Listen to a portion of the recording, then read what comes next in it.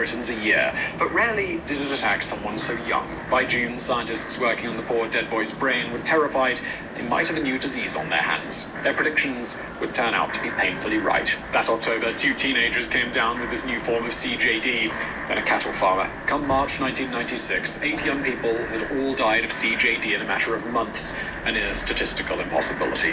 On the 8th of the month, the government called a meeting with the nation's top scientists. It was there that a horrifying announcement was made. Despite all the years of assurances, despite John Gunner's massive propaganda drive, BSE had jumped the species barrier. Mad cow disease was now killing humans, eating away at their brains. There was no way to stop the process or reverse it. And no one knew how many people were infected. The next few days played out like a horror movie, as the human form of BSE was declared variant Creutzfeldt-Jakob disease, or VCJD. Panicked politicians asked how many people it might kill.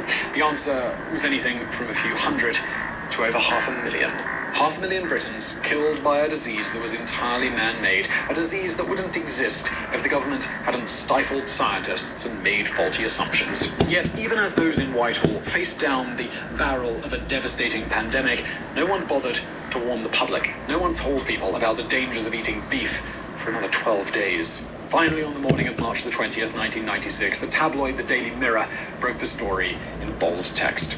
BSE can kill humans. Just hours later, the Health Secretary stood up before Parliament and declared a new deadly brain disease caused by infected beef had been discovered. By now, there were 10 cases in humans. What happens next? No one knew. They could, however, agree on one thing. It was going to be the scandal of the decade.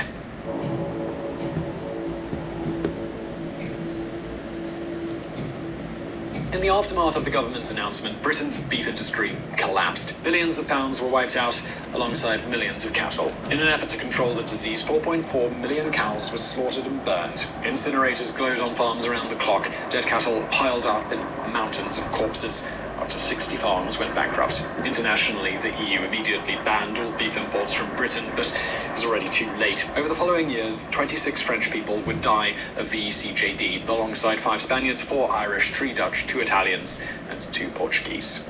But it was in Britain that the human cost would be at its highest. By 1998, there were 18 cases a year, all of them fatal. While that's a relatively small number, it masks awful suffering. Almost all of the victims of VCJD were under 30.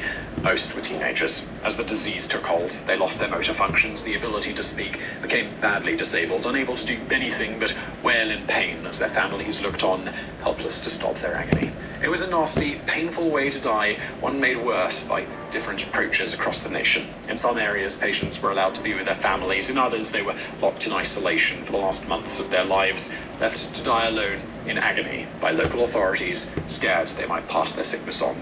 That same year, the new government set up a research body to basically try and estimate how screwed they were.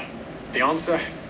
Utterly screwed. VCJD was found to not just infect the brain and the spine, it infected the entire body, even getting into the blood. And some of those who had already died of VCJD were known blood donors. Over 6,000 people in Britain were given BSE-infected blood. As the government spent £100 million to filter the disease out of the blood bank, most countries on Earth banned British blood donations, bans that still remain in effect. As the new millennium dawned, it looked like the crisis would never end. The year 2000 saw a jump in annual deaths to 28. The next year, BSE appeared in Japanese cattle, the first country outside Britain to be sucked into the crisis. 2 years after that, in 2003, Canadian cattle were infected. At least one entered the human food chain, leading to a total shutdown of Canadian exports that wiped $11 million off the economy every single day. And then, just as it looked as if the crisis had hit a tipping point, it stopped. Although 2005 saw the first Japanese human death from VCJD, it wouldn't be followed by another. In the UK, the cases were on a downward trend. By 2007, they had dropped to only 5 cases per annum. Although over 160 Britons had died so far, it seems like the threat of death from mad cow disease had at last faded. Or had it?